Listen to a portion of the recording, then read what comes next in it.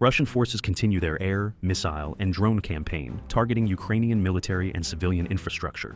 Recent strikes included Kalibr cruise missiles and glide bombs aimed at various locations, including Kyiv and Odessa. The Ukrainian Air Force reported successful interceptions, but some missiles caused significant damage. The use of advanced munitions, such as glide bombs with universal joint glide munition modifications, underscores the evolving tactics in the conflict. Russian forces are increasingly using these advanced systems to bypass Ukrainian defenses and inflict maximum damage. The Islamic State's northern Caucasus branch, Wilayat Kavkaz, conducted a coordinated attack on June 23rd against churches, synagogues, and law enforcement in Dagestan. The Russian Ministry of Internal Affairs reported multiple incidents, including an attack on a Russian Orthodox church and a synagogue in Derbent, and another group targeting a traffic police post in Makhachkala.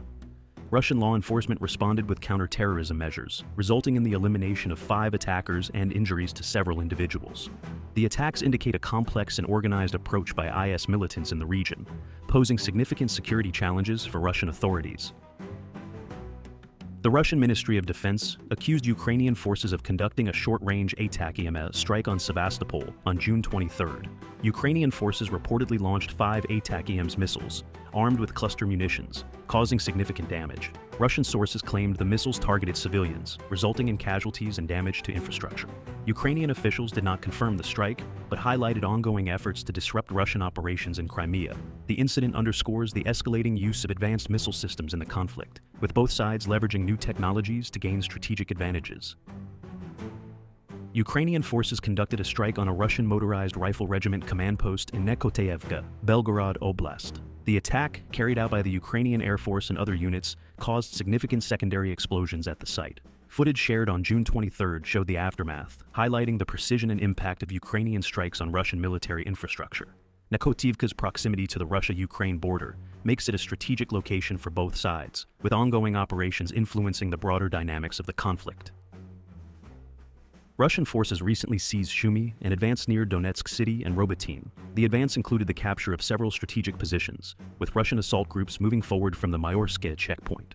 Russian mill bloggers reported ongoing assaults in various areas, including Seversk and Chasiv Yar, indicating a concentrated effort to secure key territories in the region. The gains in Donetsk highlight the ongoing intensity of ground operations and the strategic importance of these areas in the broader conflict. South Korea has adopted a firm stance against Russia in light of recent North Korean military cooperation.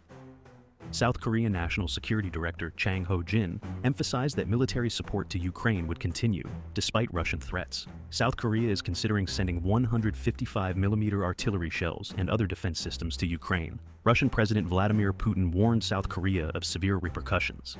But diplomatic efforts to intimidate Seoul have failed. The ongoing cooperation between North Korea and Russia underscores the complexities of the geopolitical landscape and South Korea's commitment to supporting Ukraine.